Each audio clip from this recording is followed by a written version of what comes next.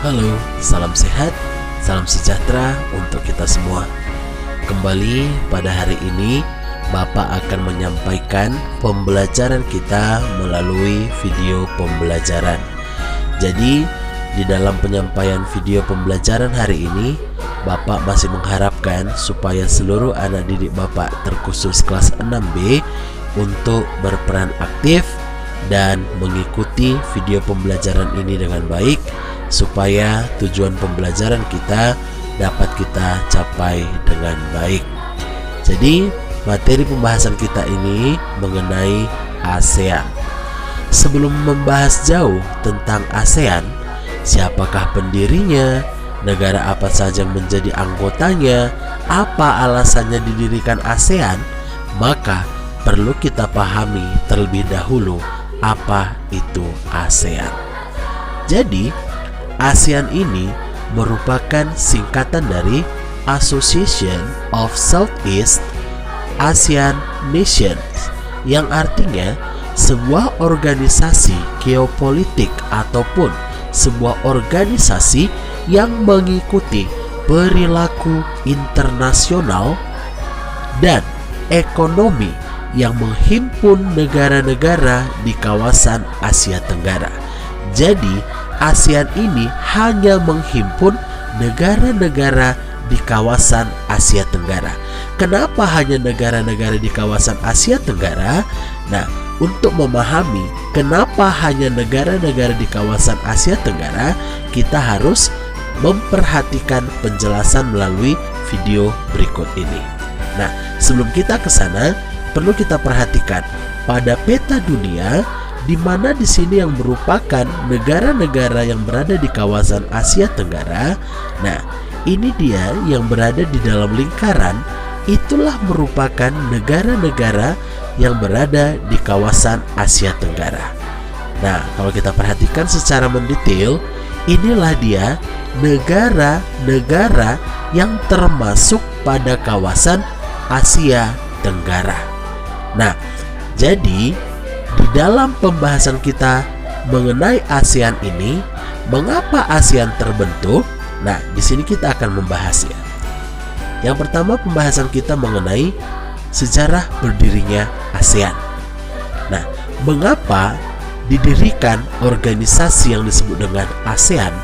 Ternyata beberapa negara membentuk organisasi ini karena disertai beberapa alasan. Yang pertama, adanya persamaan letak geografis. Kalau kita perhatikan pada peta dunia, ini merupakan negara-negara yang termasuk di dalam kawasan Asia Tenggara. Bagaimana letak geografis untuk negara-negara yang berada di kawasan Asia Tenggara ini? Yang pertama, posisinya berada pada 28 derajat lintang utara sampai ke 11 derajat lintang selatan dan 93 derajat bujur timur sampai kepada 141 derajat bujur timur. Nah, ternyata negara-negara yang berada di Asia Tenggara menduduki letak geografis seperti itu. Mulai dari 28 derajat lintang utara sampai 11 derajat lintang selatan dan 93 derajat bujur timur sampai ke 141 derajat bujur timur. Kemudian, selain berdasarkan letak geografisnya, untuk perbatasannya dengan negara-negara lain, baik di sebelah utara, barat, timur, dan selatan, ternyata semua negara-negara yang berada di kawasan Asia Tenggara memiliki batas-batas wilayah yang sama. Yang pertama, pada wilayah Asia Tenggara ini, untuk sebelah utara, negara ASEAN berbatasan dengan Laut Cina Timur dan negara Cina. Sedangkan untuk bagian selatan, ASEAN berbatasan dengan Samudra Hindia dan benua Australia. Untuk sebelah timur, ASEAN berbatasan dengan Papua New Guinea dan Samudra Pasifik. Sementara untuk bagian barat, ASEAN berbatasan dengan Laut Andaman, negara India, Bangladesh, Samudra Hindia, dan Teluk Bengala. Nah, itulah alasan yang pertama. Yang kedua, adanya kemiripan budaya. Nah, kemiripan budaya apa saja yang ada di kawasan Asia Tenggara sehingga ini juga dijadikan sebagai salah satu alasan untuk dibentuknya organisasi yang disebut dengan ASEAN. Nah, yang pertama, adanya kesamaan makanan khas ataupun makanan tradisional, ketupat.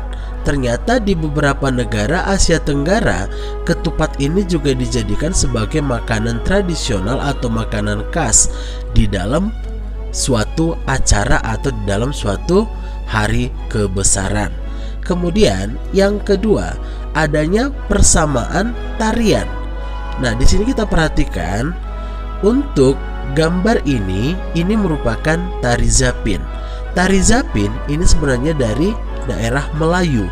Ternyata di Indonesia tari Zapin ini juga dijadikan sebagai tarian daerah ataupun tarian tradisional.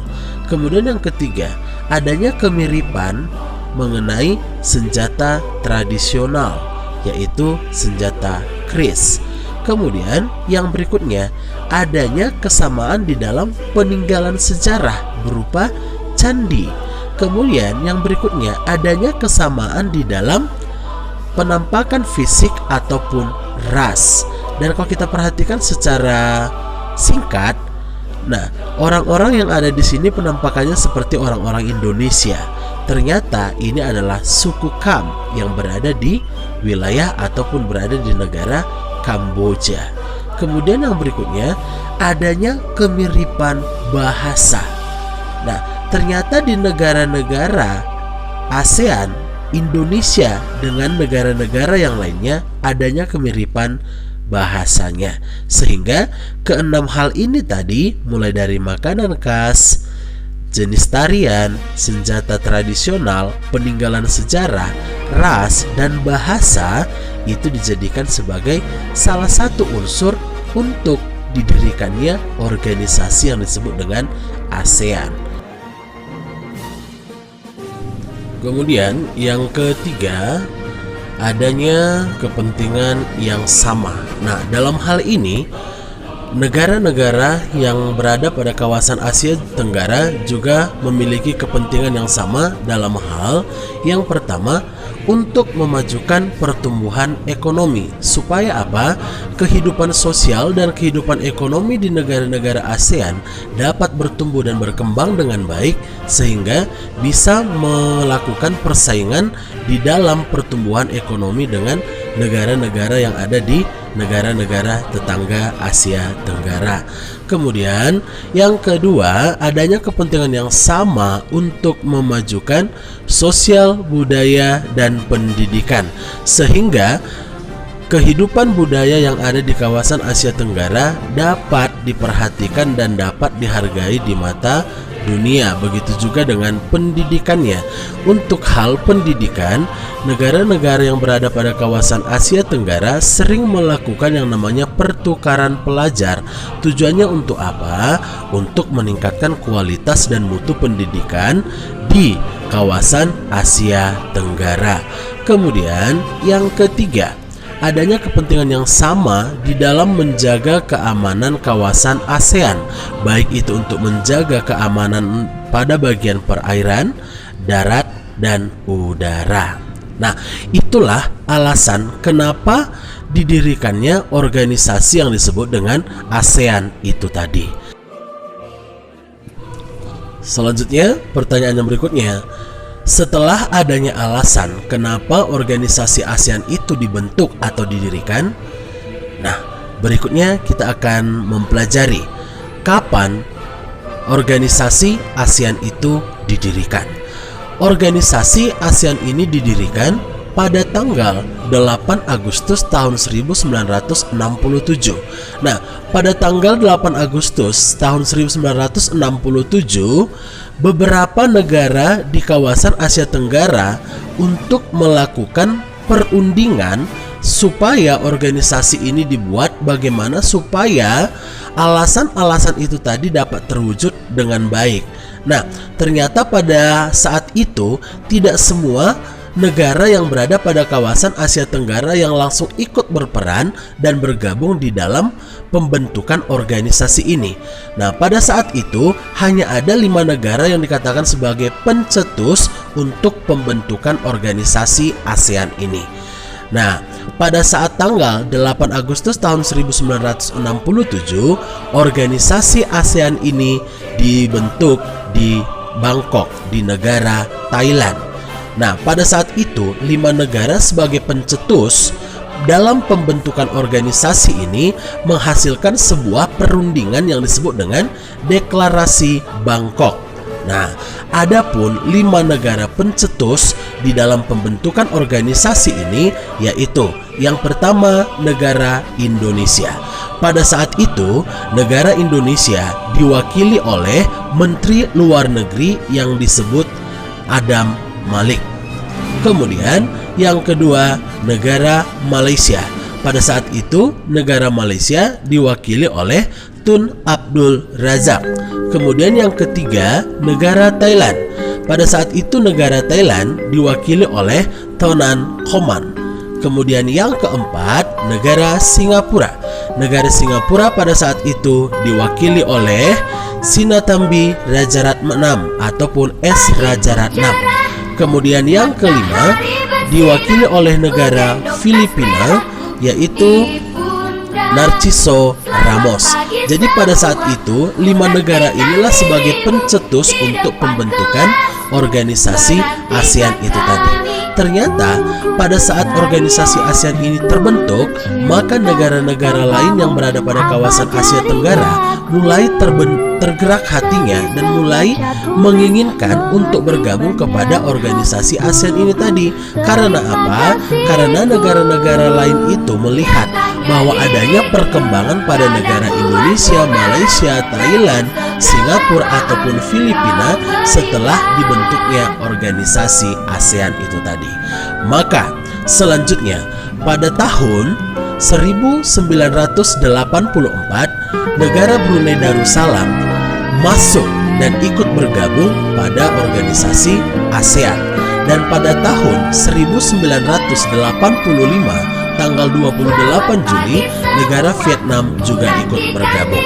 Nah, di belakang negara Vietnam ada negara Laos yang ikut bergabung pada tanggal 23 Juli tahun 1997. Dan pada saat itu negara Laos dan negara Myanmar bersama-sama masuk sebagai anggota ASEAN pada tanggal 23 Juli tahun 1997. Kemudian negara yang terakhir masuk dalam organisasi ASEAN ini adalah negara Kamboja yang terdaftar sebagai anggota pada tanggal 30 April tahun 1999. Nah, sehingga pada saat ini anggota ASEAN itu sudah terdiri dari 10 negara di kawasan Asia Tenggara. Yang pertama, negara Indonesia. Yang kedua, negara Malaysia. Yang ketiga, negara Thailand. Yang keempat, negara Singapura. Yang kelima, negara Filipina. Yang keenam, negara Brunei Darussalam. Yang ketujuh, negara Vietnam. Yang kedelapan, negara Laos. Yang kesembilan, negara Myanmar. Yang kesepuluh, negara Kamboja. Jadi hingga pada saat ini ada 10 negara yang bergabung di dalam organisasi ASEAN untuk mencapai kesejahteraan terhadap negara-negara yang berada pada kawasan Asia Tenggara. Dan hingga saat ini kerjasama di dalam organisasi ASEAN ini atau disebut sebagai Perserikatan Bangsa-Bangsa terwujud dan terjalin dengan baik, sehingga adanya komunikasi yang baik, sistem perdagangan yang baik, sistem perekonomian yang baik, sistem kebudayaan yang baik, dan sistem di dalam mempertahankan keamanan kawasan ASEAN juga baik. Nah, sekarang kita perhatikan peta negara ASEAN.